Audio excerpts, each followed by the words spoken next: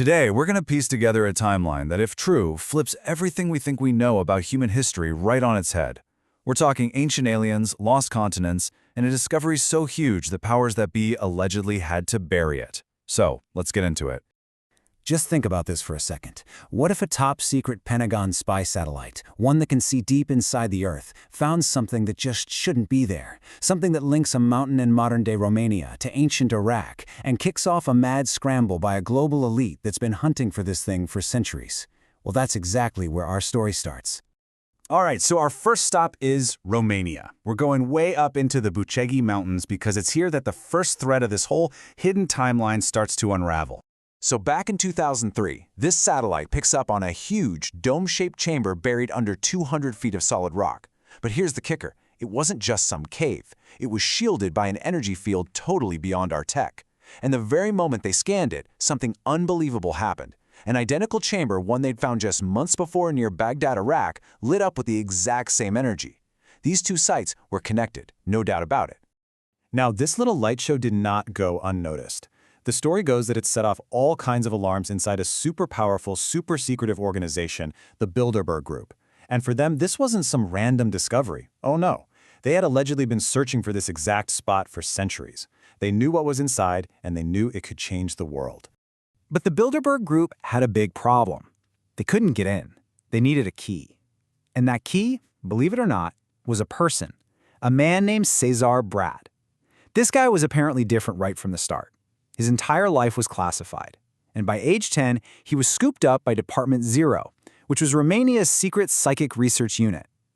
There was even a prophecy that Cesar would be the guy to unlock a discovery that would reshape everything. And you know what? That prophecy was about to come true. After some seriously intense back and forth between Romania, the US, and the Bilderberg Group, they finally mounted an expedition to get inside that chamber. And what they were about to find, well, it was the kind of thing that could rewrite all the history books. So the US military shows up with these crazy plasma drills that just melt through 200 feet of rock in a few hours. But then, bam, they hit the energy barrier, and it's a killer. 3 soldiers who tried to touch it died instantly. Then, Cesar Brad walks up, and the energy just parts around him, like water. He walks right through without a scratch. He was the key. Once they were inside, they found this gigantic room filled with technology that's just mind-blowing. There were 10 huge stone tables that, when you touch them, turned into holographic projectors. There was a console that could literally reshape the geology of the entire country, a podium that amplified your consciousness, and get this, a jar filled with a white powder, monatomic gold, the legendary stuff alchemists said could make you live for a very, very long time. But out of all that incredible tech, it was the 10th table that held the real secret. It didn't show alien biology or some advanced physics equation. It showed us, our history, the real, unfiltered, and completely suppressed story of the human race. The hologram played out a history that just completely rewrites our own. It starts way back, 432,000 years ago. Then visitors show up, the Anunnaki, who needed gold for their own planet. They saw the primates on Earth and got an idea.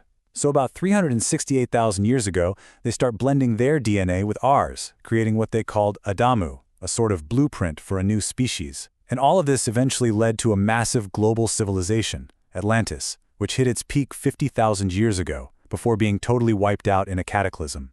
And here's where it gets even crazier. The Anunnaki apparently didn't just make one kind of human, they made 2. The Enlil branch had a ton of alien DNA mixed in. They were designed to be the rulers, the teachers, basically the gods you read about in old texts. Then you had the Enki branch, which had more of the original Earth DNA. They were built to be the workers, the ones who would build the ancient world. According to this hologram, our entire social structure, from the very beginning, was design. This also changes the whole Atlantis myth. The hologram showed it wasn't just some little island. No, it was a massive, continent-sized civilization that was the center of the Enlil's global empire. It was all powered by advanced crystal tech, and when it got destroyed, the survivors scattered. And where did they go? Places like Egypt and Tibet. The story says this is why those cultures seemed to just explode with advanced knowledge out of nowhere. Okay, let's just pause for a second. That is an absolutely incredible story. It's a total rewrite of who we are and where we come from. But before we get carried away, we have to ask the big question. Where in the world did this story actually come from? So, when you start digging, some parts of this wild story are surprisingly real. The Bilderberg Group? They're a real thing. Romania's admission to NATO? It really did happen just 7 months after this discovery was supposed to have happened, after they've been trying to get in for 20 years. Plasma drilling? That's real tech too. But here's the catch, and it's a big one. This entire story comes from a single author, a guy named Raidu Sinamar, who published it all as fiction. He says, to protect himself. All right, so the Busaji Mountain story is kind of in this gray zone between fact and fiction. But its main theme, the idea that our true history is being suppressed, well, that is something we can see happening in the real world, right now. Whether you believe a single word about Cesar Brad doesn't really matter for this next part, because this much is a verifiable fact. Powerful groups are taking control of key ancient sites all over the globe, and what they're finding, or maybe what they're hiding, is a huge point of contention. Let's look at the Giza Plateau, for example. In 2008, a team confirmed there's a massive network of tunnels and chambers under the pyramids, just like ancient historians like Herodotus wrote about. But the second they went public, the head of antiquities, Zahi Hawass, shut the whole thing down. The reason? National security. Team members even said they were threatened to keep them quiet. Or how about Göbekli Tepe in Turkey? This place is arguably the most important archaeological site on Earth. It's 12,000 years old, but in almost 30 years, only 5% of it has been properly excavated. What's worse, they're actively damaging the unexcavated areas, planting orchards whose roots tear into things, and building massive concrete walkways right on top of ancient structures. And when researchers call this out, they get attacked by government officials.